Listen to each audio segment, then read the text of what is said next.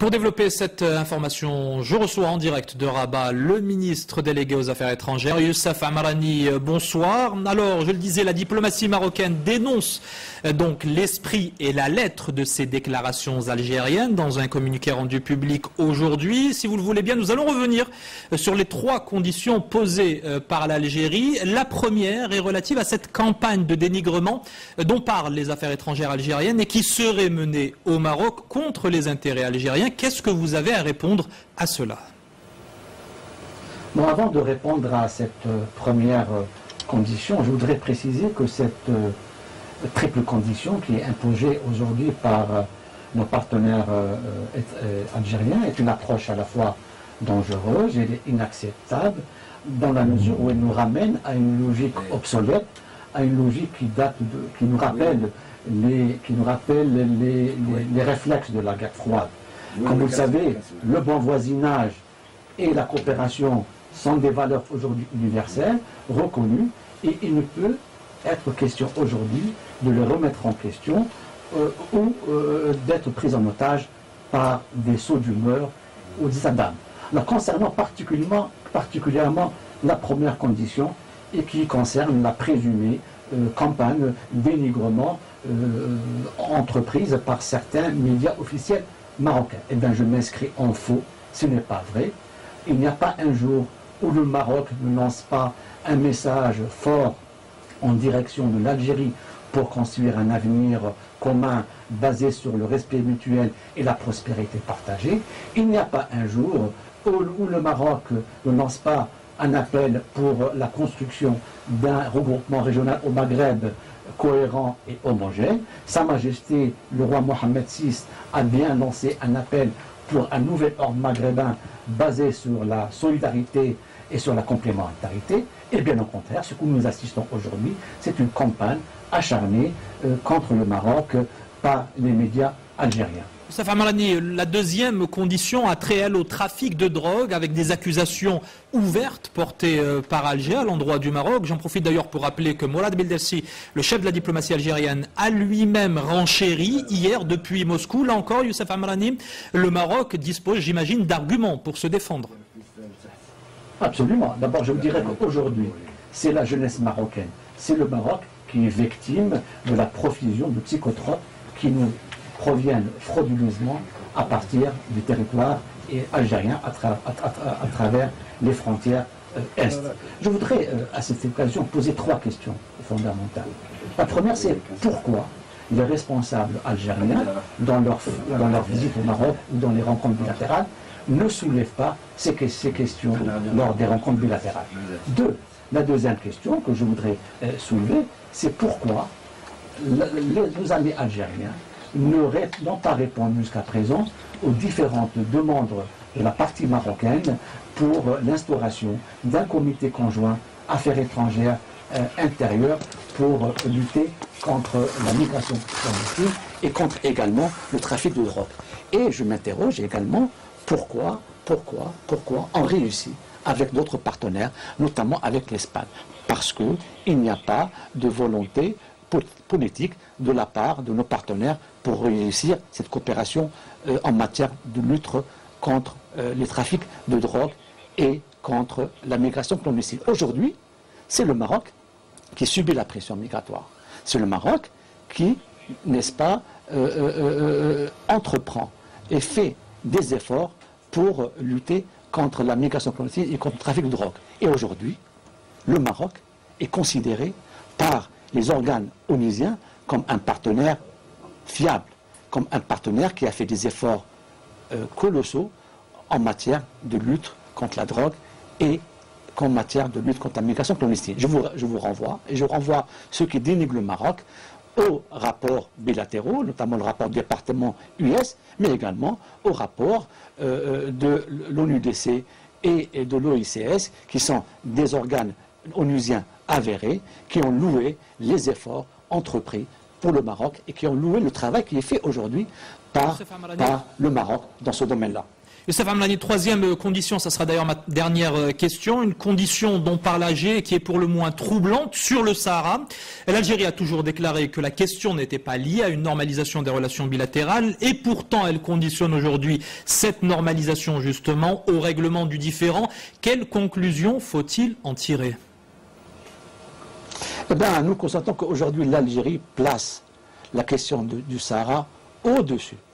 D'abord de l'amélioration des relations bilatérales, de la construction d'un espace maghrébin, d'un espace également de paix et de stabilité en Méditerranée, au-dessus également de la situation sécuritaire au Sahel.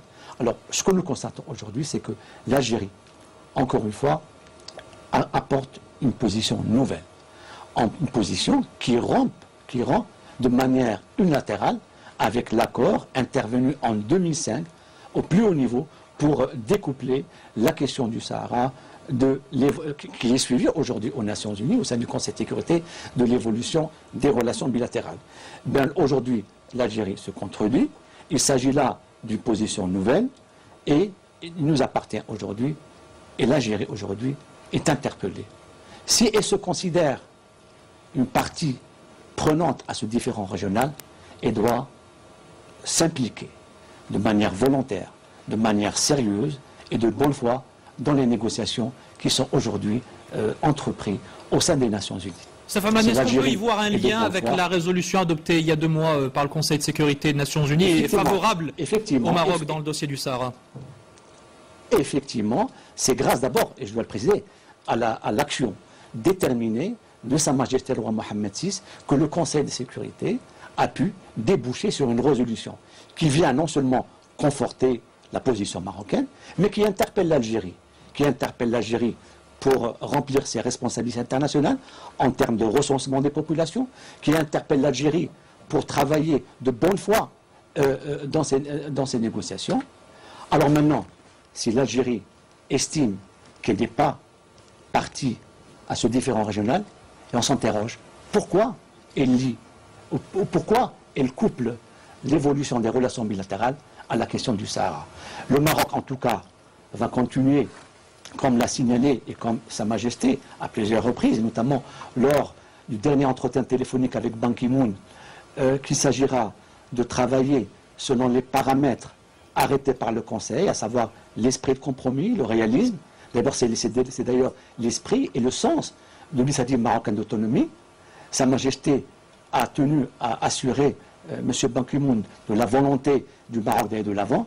Alors il s'agira maintenant d'interroger l'Algérie sur ses véritables intentions pour construire le Maghreb, pour faire une relation forte avec le Maroc, et également pour construire le Maghreb et lutter contre toutes les incertitudes et les menaces sécuritaires qui aujourd'hui nous interpellent tous. Aujourd'hui, il s'agit d'une responsabilité partagée.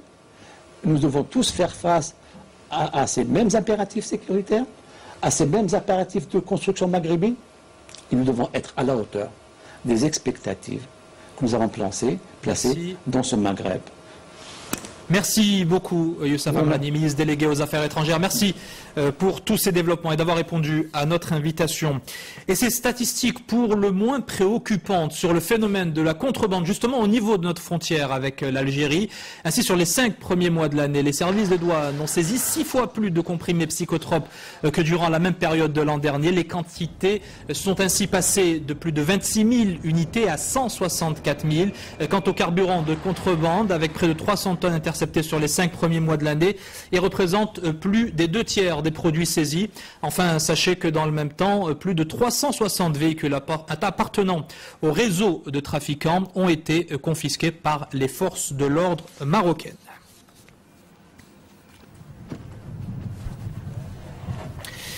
Sans transition, nous ouvrons à présent la page culturelle et à 48 heures de la fin de la compétition officielle, coup de projecteur particulier sur le Festival du cinéma africain de Khouribga. Et cette 16e édition reflète d'une certaine manière et donne l'image d'un 7e art africain particulièrement moderne et plus professionnel, le reflet également d'une génération de réalisateurs formés à l'étranger. Reportage Brahim Salaki et Ahmed Sabir. À 2 jours de la fin de la 16e édition du Festival du film de Khouribga, nous pouvons d'ores et déjà en tirer quelques enseignements. Au niveau des scénarios, le cinéma africain s'est libéré de ses vieux démons, la misère, la tristesse, la fatalité.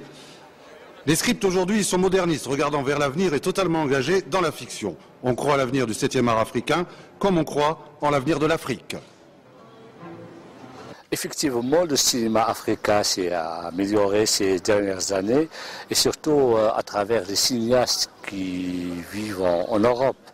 Ils ont acquis une nouvelle dimension d'écriture cinématographique, donc ils ne sont plus dans le cinéma de misère, ils ne sont plus dans le cinéma des grands-pères.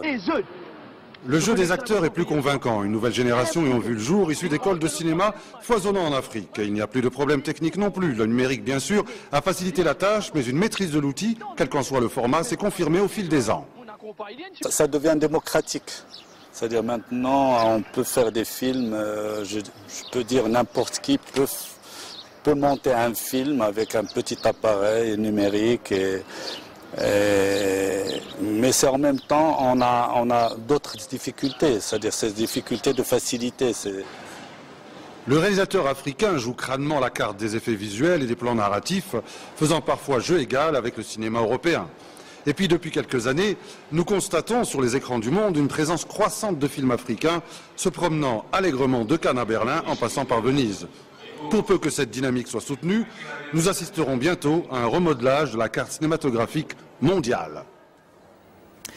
Le coup d'envoi hier soir du festival Timitar à Agadir, placé sous le signe du brassage entre la culture amazigh et les musiques du monde, et en ouverture de l'événement qui fête cette année ses 10 ans, l'une des plus grandes vedettes de la musique country, Kenny Rogers, qui a réservé au public gadiri une représentation unique puisque la star américaine décidait dans le même temps de mettre un terme à sa carrière. Reportage Hossein Ouzig et Rachid Latfi, commentaire Ihsan Benbel.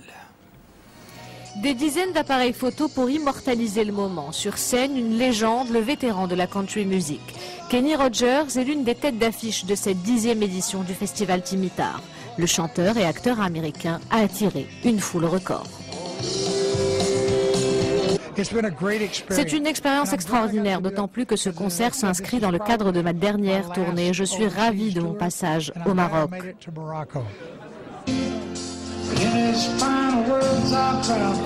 Bien que la magie opère toujours, Kenny Rogers a décidé de tirer sa révérence. Le public a eu droit à une rétrospective résumant 55 ans de carrière. C'est la première fois que je vois Kenny Rogers sur scène et je suis émue et très contente. Autre moment fort de cette soirée d'ouverture, le concert de la diva de la chanson amazigh, Fatemata Ba'amrant. Enracinée dans la culture berbère de l'Atlas, elle a su inventer chants et poèmes adressés au monde.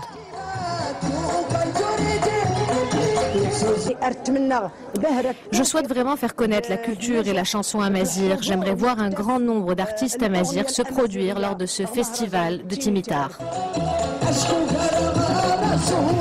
Des voix uniques, des styles variés, des moments de partage. En 10 ans, le festival Timitar a su rester fidèle à son concept, mêler la culture amazigh aux musiques du monde.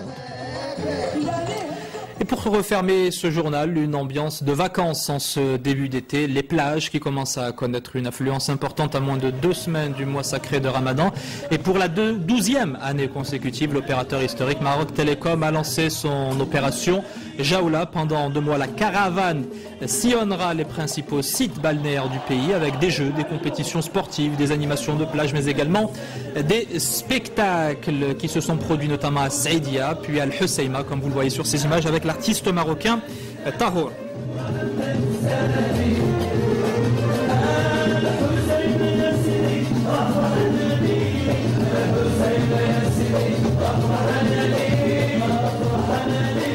Il me reste à vous rappeler l'une des principales informations de ce jeudi 27 juin. Ce communiqué du ministère des Affaires étrangères marocain dans lequel le Royaume dénonce vigoureusement les déclarations émanant de certaines sources officielles algériennes qui ont assorti la normalisation des relations bilatérales à la réouverture des frontières terrestres entre les deux pays de plusieurs conditions, jugées aussi bien infondées qu'incompréhensibles.